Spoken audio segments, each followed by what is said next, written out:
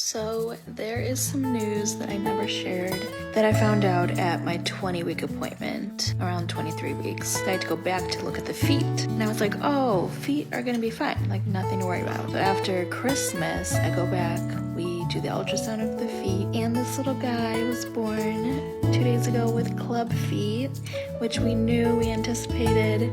We did so much research. I'm part of so many Facebook groups learning every day about this. It's both feet. I'll show you what they look like.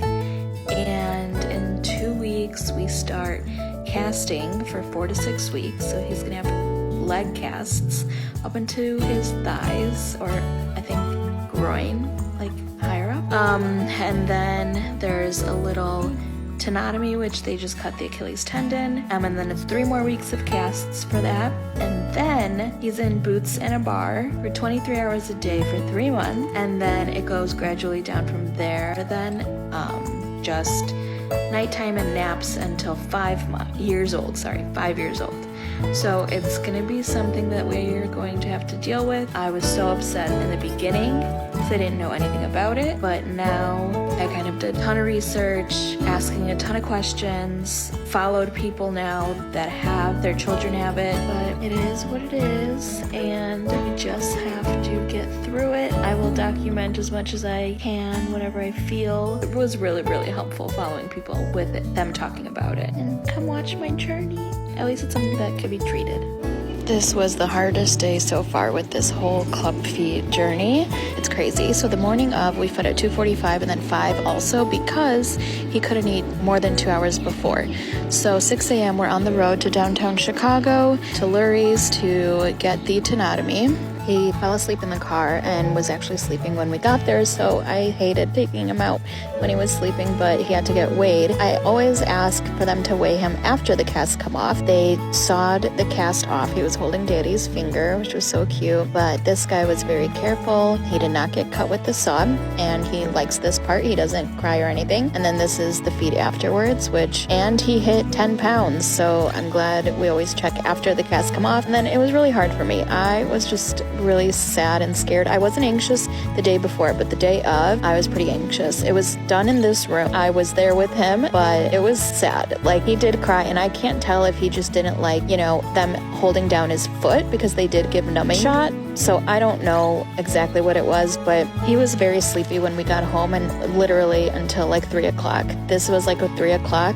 Colin actually brought him down, and I was actually very surprised that he was awake, because every wake window was so short because he just wanted to go back to sleep. We're finally at the boots in the bar. I can't believe feels like the last step, but basically my son has been in leg casts, foot casts, since he was 2.5 weeks old, and he's almost 3 months old, but this is the last time he will have to get his cast removed. There is a chance for relapse, which is why the bracing is very important, keeping the boots in the bar on. I really hope this is the last time he'll ever have leg casts on. It's so weird to touch these little feet, but I got these special socks for AFOs, and we're already on our way home. He did a lot better than I thought he would, but there was crying, but I obviously did not film that part. I was just so stressed when he was crying, but it's just so crazy to hold my baby's butt and not feel casts on it. I guess when this mom was told the news at a 20-week scan that her baby was going to be born with